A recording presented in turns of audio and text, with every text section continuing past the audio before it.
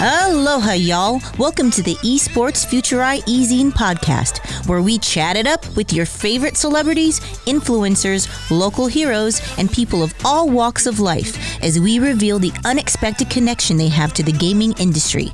I'm your host, Chauntel Boucher.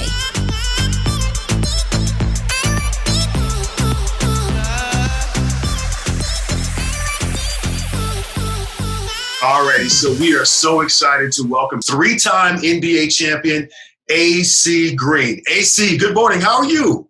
I'm doing great. What a great day, great start, and good morning to both of you.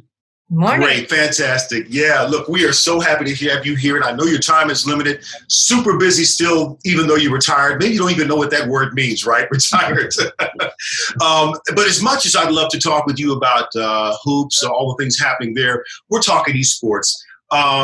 There are so many people, AC, who use video games to fill gaps in time as well as entertain themselves. What do you remember about your teammates, managing downtime, your entertainment time? If you go back to your college days at Oregon State and into the NBA, was there any gaming involved back then?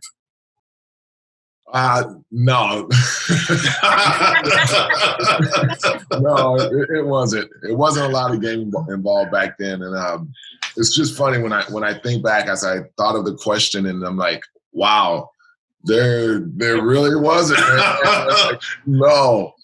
No Pac-Man, no little things that you could tuck in your bag. You guys had to have all the tricks of the travel trade, but nothing like that. Yeah, honestly, it really wasn't when we started out because, you got to remember, technology was at that time, you talk about a cell phone. Right. And then when it did come out, it was bigger than most houses, at that time. So it was just crazy. But when it finally did honestly get into the scene and come into our world, it was, the Ataris of the world at that particular time. And so you had the Pac-Mans, and I remember the games Pac-Mans and Centipede, and Miss Pac-Man came in. Then the little baseball game, and had the little baseball rivalry. And so once it did, it caught on, honestly, guys, because it was something different, something new. Right. So I'm guessing on the charter flights, when you were in the NBA, you guys were playing cards, dominoes, things like we were doing back in the track days. Does that sound about right? Lewis, that is about right. It is about right. And it's the spirit, why? Because it's the spirit of competitiveness. Right. You still want to compete, and you go out there on the court and you can play, you can compete, you're going up and battle against whoever your biggest competition was.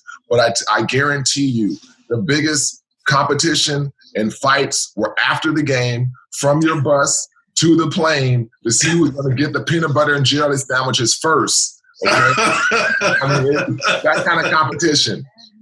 I love it. Okay, so let's advance the story now. When did you begin to see that gaming had become a big deal and you saw it was something that was not just to play, but maybe be involved with on the business side, the business ventures? When did all that kind of come to light for you? I think, gosh, and that was more recent.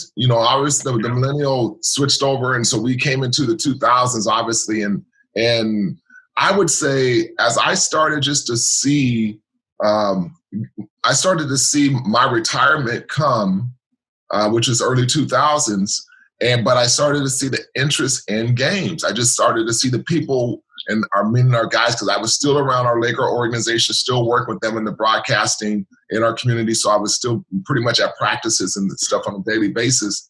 And the conversation went toward technology, okay? And the conversation went toward gaming, and guys said, man, I'm going to destroy you. And I'm like, what do you mean you're going to destroy him? And I'm listening. And they're like, after practice, I'm going to kick his behind because we're going to go play. We're going to go play this game. We're going to play that game. We're going to play that game. And I'm like, okay, all right. And I can see they're serious, and they come back the next day with a grudge. And I'm like, wow, this is serious. Right, so you could feel the spirit of competition had moved into a different realm of technology. Super interesting. Now, Chauntel's going to jump in here in a second, but I want to just ask you quickly about Suponic Global, which launches this year. Tell us about that, and for people who don't know what that's all about, just kind of give us a sense of it and how you're involved.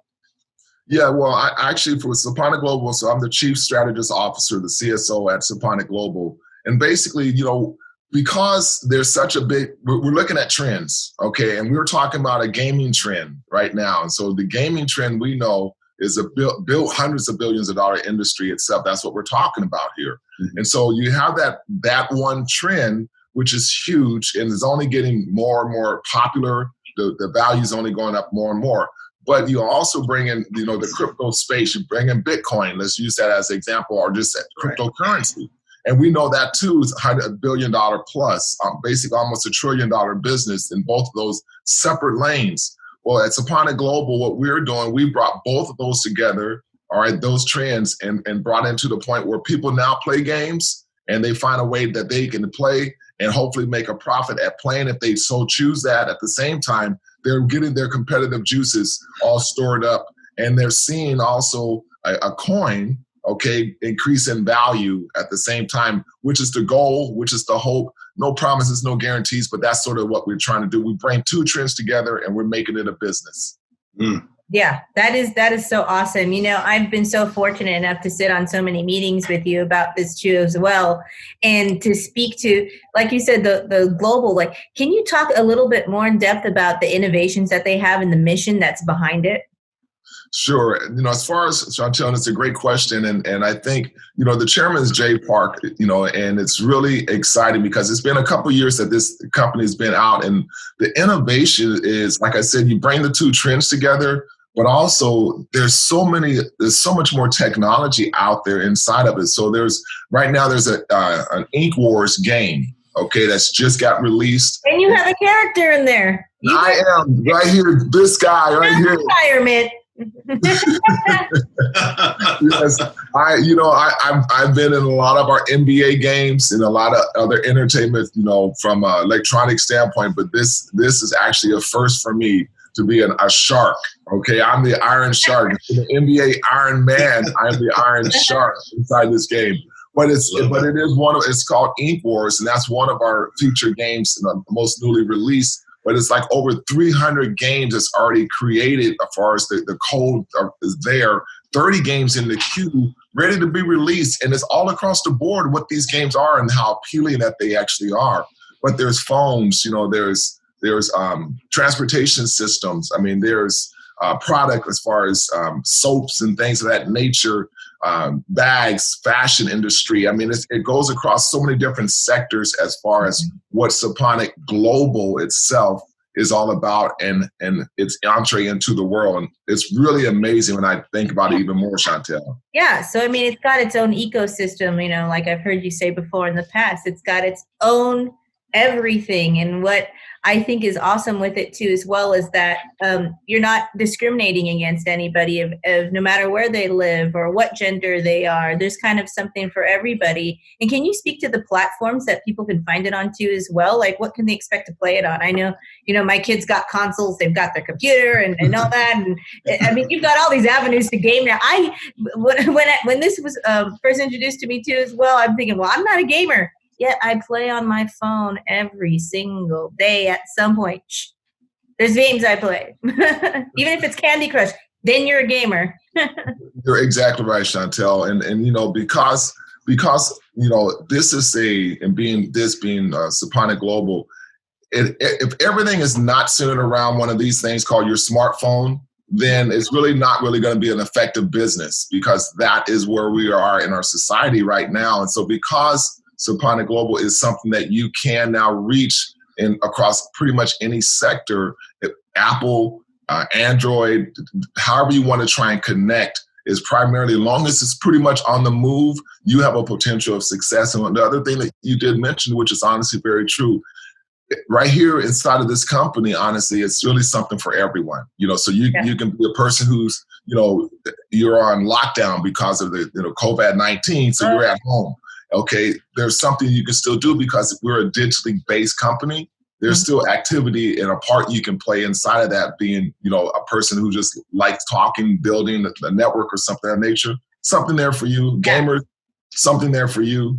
People who like just doing, seeing business and want to be a part of a business that's possibly going somewhere, a trend that's going somewhere. something there for you. I call it the perfect 3-point shot. That's what I always call it. Hey, I like that. I like that too. That's cool. It's speaking of 3-point shot. Let's segue a little bit into the AC Green Foundation and what you have going on, and how are those things kind of integrated with each other? Because like any good business person, we all know that when you've got projects going on, you look for things that have integration so that you're not quadrupling efforts. And so, how is that relating to what you're doing with your foundation as well too? Can you tell us a little bit about that? Sure. Well, in the backdrop, basically, for 34 years ago now, I've actually founded the AC Green Youth Foundation.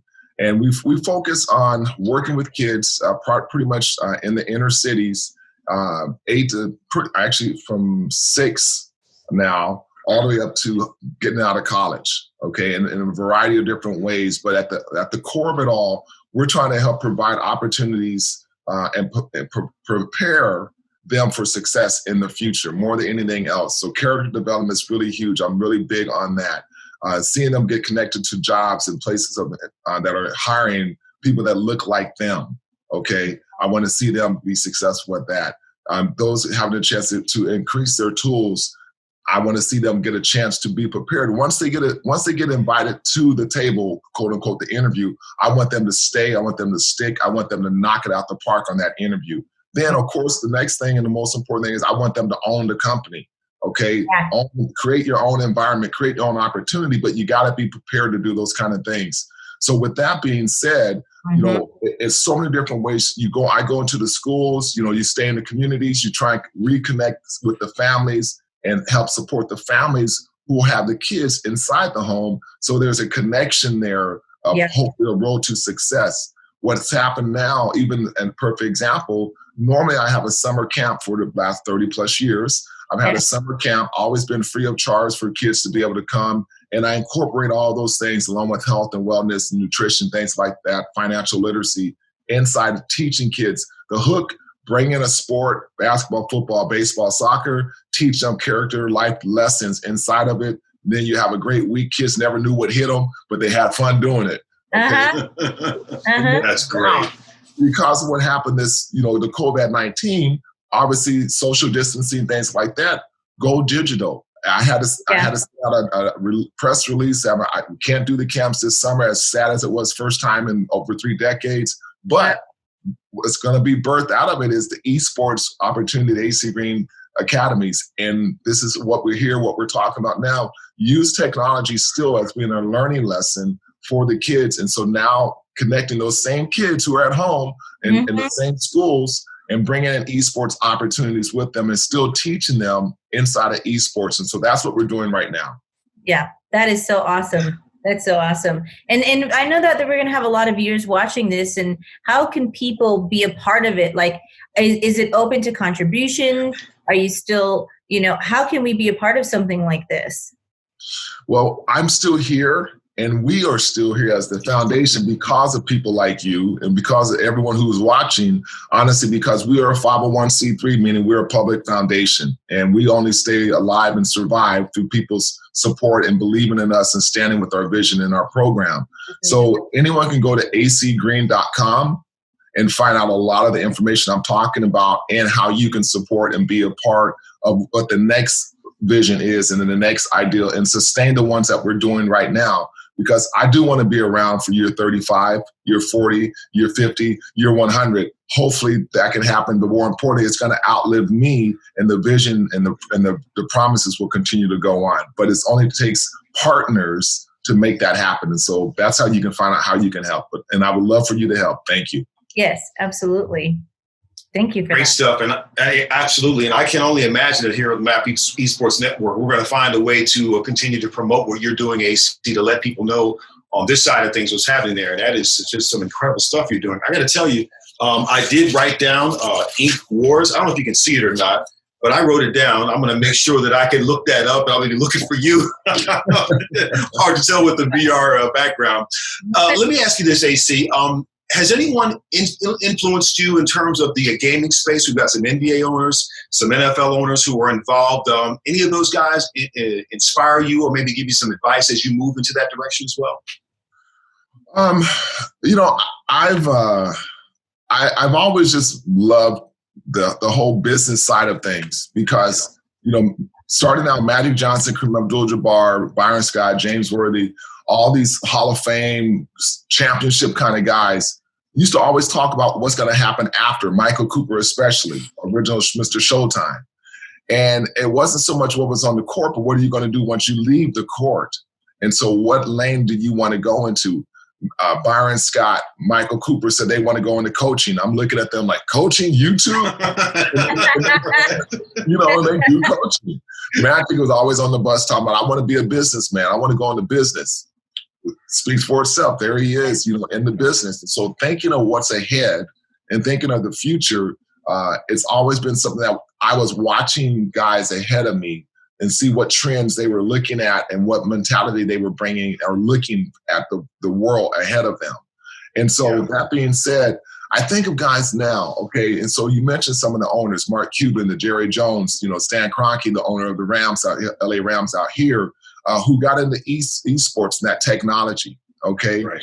And I'm like, wow, don't, as I said, the perfect three-point shot earlier, don't just stay in one lane. Let's create other lanes that you can play in, other verticals that you can play in. And so I see other guys, MJ, okay, Michael Jordan, Shaq, Steph Curry, Kevin Durant. I see these guys get into the whole esports world and start getting into the teams and things of that nature.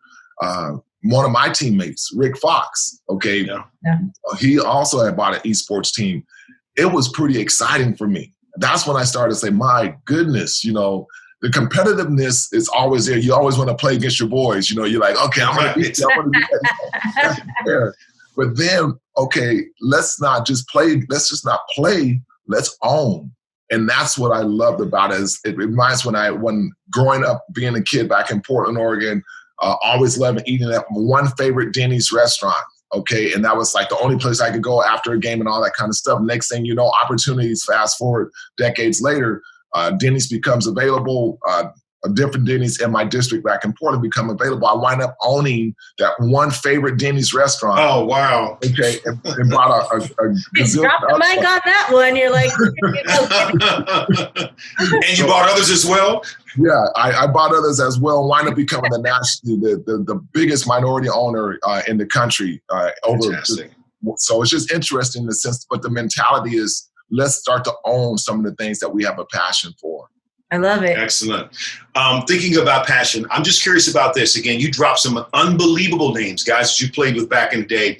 So when you think about today's professional athletes, the people we're watching right now, why do you think they're so attracted to gaming? And is the difference between the athletes of your era and today simply technology, or is it something deeper than that? I think it's a combination. I do think it's technology. I think it's a competitiveness. They do want to win, okay? But I think also we're redefining our today's athlete, okay? Today's athlete is really thinking more globally, okay?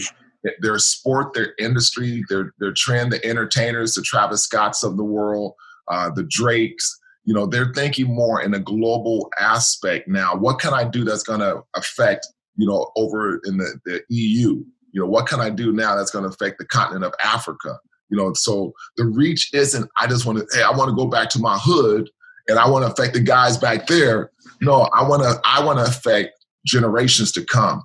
And how can I do that? What vehicle can I drive or be a part of that's going to allow me to do that? And that's what I love about the LeBron James of the world, okay? I just had this conversation just last night. He gets the big picture, okay, where you just don't let someone put you in a box, okay? You redefine the box. If they want to put you in one, you make your box of you even bigger than theirs on the outside of their lines. Yeah. Makes sense. And, me coming from the Olympic world, having commentated there, that's what I love about this is the fact that this game is truly global, that people around the world can connect. Instead of just being fans and watching, you can now participate or be part of it. And I can't wait to see how the exponential growth continues. And I can't wait to see how esports comes alongside of the Olympics in a more profound way and how people can really interact with the games as they watch the games and be a part of it. Okay, I want to close out with this. Here at MAP Esports Network, we're constantly talking about how gaming, fans, and business are going to we're going to affect those areas in this platform. And then the other most important part, which is something that's important to Jacob Miles, CEO, is that connection to the community and those at-risk kids. So just from your perspective, how can a platform like MAP Esports Network really bring an effect to not just fans, but business, but also to those at-risk kids? By creating opportunities, and the inclusiveness more than anything else, just making sure, that young middle school boy or girl sees what you're doing, okay, has an opportunity to maybe just come and tag along for a day. Okay, it's like almost bring your child to work kind of day, but let them see, touch, and feel what it is that you do. Okay, and then break it down so they can basically understand what you're doing and what your goal is, who you're trying to reach out there, and how you're doing it. Most people didn't understand so much of the technology behind why esports is going to be so big. Okay, and what the purpose of it is going to be. Then all of a sudden you start seeing big, huge lines, and you're like, what concert's going on? Who's in town? And it's an esports competition, that's going on, that's taking over a whole city, and you have the FaZe clans out there, and next thing you know, it's like just ginormous. But to know and let our kids know, okay, in all walks of life and communities, that they can be a part of. There's an invitation to come sit at the table because we have some things we'd like to share with you and to you. Yeah. You're hired. Bring that game right to them. How about that? I agree, right? Chauntel, awesome conversation or what? Yes, absolutely. Because I'm a big Lakers fan. I always talk about it. So one of my dreams have come true today. I was even fortunate enough that I had a bunch of them sing happy birthday to me on the phone for my birthday. Oh, that's great. I nearly ran around the block a couple times. That is great. Well, in keeping with our word of having AC here for just under 30 minutes, I want to, first of all, thank Chauntel. Great job. I don't know who stays busier, you, Chauntel, or AC. Both of y'all are super busy. We have to give a huge thanks to you, three-time NBA champion AC Green. Thank you so much. And we'll be watching out for everything with the AC Green Foundation, the Suponic cryptocurrency, and then where is it you want people to go again to check in and be a part of your 501c? acgreen.com. I made it so hard that even I don't remember. I see what you did there. Yeah, I wanted to make sure I got it right. AC, once again, thank you. Continued success with you and all the great things you're doing. We'll be following and we'll be looking forward to anything we can do to help you here on this side at MAP Esports Network. All right? Thank you so much, AC, and thank you to you, Lewis. It's like you've done this a couple times before. Well, this is fun. Love it. And especially when it's meaningful like this, you get to talk to a great guy like that. All right, everybody. Thank you so much. And for everybody watching, we're back with more episodes soon. And that's it for today.